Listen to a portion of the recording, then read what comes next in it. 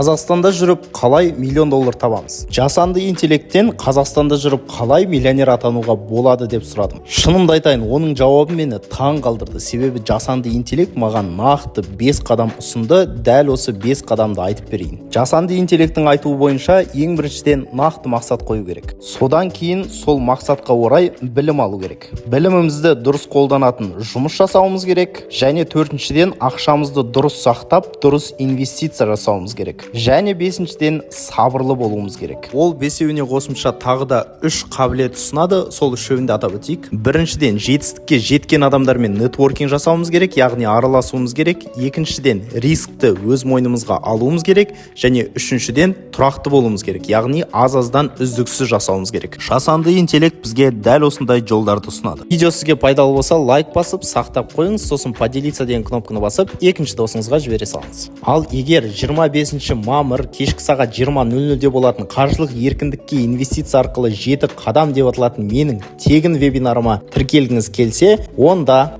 менің осы бір инстаграм парақшама тіркеліңіз және биода дәл осындай сілтеме бар. Сол сілтеменің үстіне бассаңыз WhatsApp чат ашылады. Сол чатқа қосылып қойыңыз. Ары қарай жаңалықтар 25 мамыр күні жіберіледі. Сізді вебинарда күтемін. Кездескенше.